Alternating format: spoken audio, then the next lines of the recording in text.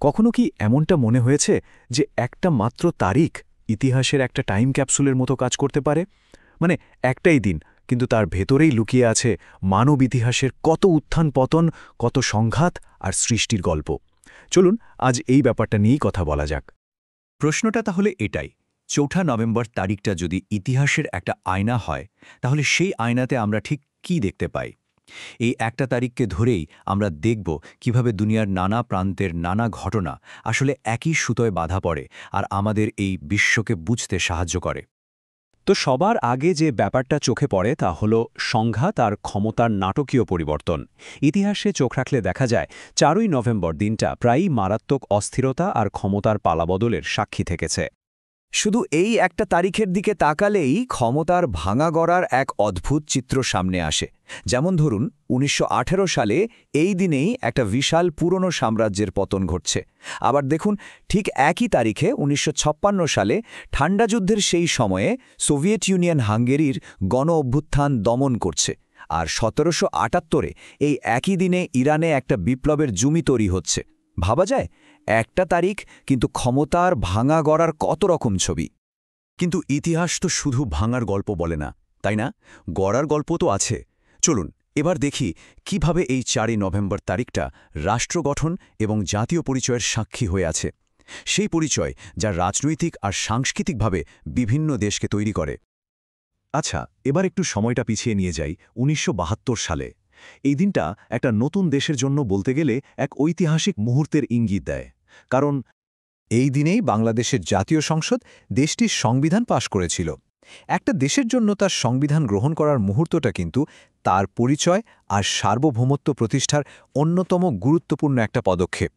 ১৯৭২ সালের ৪ই নভেম্বর বাংলাদেশ নিজের পরিচয়কে একটা শক্ত আইনি কাঠামোর উপর দাঁড় করিয়েছিল। আর ঠিক এর পরের বছরেই মানে ১৯৭৩-এ এই নতুন দেশের এগিয়ে চলার পথে আরেকটা ধাপ দেখা যায়। সেটা হলো কুয়েতের আনুষ্ঠানিক স্বীকৃতি। কুয়েত বাংলাদেশকে একটা স্বাধীন রাষ্ট্র হিসাবে স্বীকৃতি দেয়। এই ঘটনাটাতেই বোঝা যায় একটা দেশের বেড়ে ওঠার জন্য আন্তর্জাতিক স্বীকৃতি ঠিক কতটা জরুরি। এটা তো শুধু একটা ফর্মালিটি না, বরং বিশ্ব পরিবারের নতুন কোনো সদস্যকে স্বাগত জানানোর মতো একটা ব্যাপার। আর দেখুন, জাতীয় পরিচয় যে শুধু রাজনীতির গণ্ডিতেই বাধা থাকে না, তারও কিন্তু একটা দারুণ উদাহরণ আছে এই একই তারিখে। ২০০৮ সালে ভারত গঙ্গাকে জাতীয় নদী হিসেবে ঘোষণা করে। এর মাধ্যমে তারা তাদের সাংস্কৃতিক এবং পরিবেশগত পরিচয়কে আরও জোরালো করে। এটাও কিন্তু পরিচয় তৈরি করার আরেকটা সুন্দর দিক। আচ্ছা, এবার আমরা যেদিকে নজর দেব সেটা হলো বিশ্বজুড়ে একসাথে কাজ করার চেষ্টা, আর অন্যদিকে নিজেদের স্বার্থ নিয়ে আলাদা হয়ে যাওয়ার একটা টানাপোড়েন। আর ৪ই নভেম্বরের ইতিহাসেও এই দুই বিপরীত শক্তির খেলা বেশ স্পষ্ট। দেখুন, এই একই তারিখে ইতিহাসের কি অদ্ভুত এক বৈপরীত্য। একদিকে ১৯৪৫ সালে বিশ্ব শান্তির জন্য ইউনেস্কোর মতো একটা সংস্থা তৈরি হচ্ছে। আবার ঠিক তার কয়েক দশক পর ২০২০ সালে যুক্তরাষ্ট্র জলবায়ু পরিবর্তনের মতো একটা বৈশ্বিক সমস্যা মোকাবিলার চুক্তি থেকে নিজেদের সরিয়ে নিচ্ছে। একই তারিখে ঘটা এই দুটো ঘটনা আন্তর্জাতিক সম্পর্কের দুটো একদম ভিন্ন দিক আমাদের সামনে তুলে ধরে। আর সবশেষে যে স্রোতটা আমরা দেখব সেটা হলো অগ্রগতির। ইতিহাস আমাদের এটাই বলে যে উন্নতি বা অগ্রগতি কিন্তু কোনো একটা নির্দিষ্ট রাস্তা ধরে এগোয় না, বরং মানুষের চেষ্টার নানা দিকে স্রোত বয়ে চলে। ৪ নভেম্বরের ইতিহাসটা ঘাঁটলে এটাই পরিষ্কার হয়। দেখুন, এই দিনটা একদিকে যেমন ১৯৯০ সালে একটা গুরুত্বপূর্ণ বৈজ্ঞানিক আবিষ্কারের সাক্ষী, ঠিক তেমনি ১৯৯২ সালে একটা বড় রাজনৈতিক পরিবর্তনের দিন, আবার ২০১৯ সালে সৌদি আরবে একটা বিশাল সামাজিক সংস্কারের দিন। এটা আমাদের পরিষ্কার দেখিয়ে দেয় যে মানুষের অগ্রগতি কিন্তু বিজ্ঞান, রাজনীতি এবং সমাজ এই সব ক্ষেত্রেই একযোগে চলতে থাকে।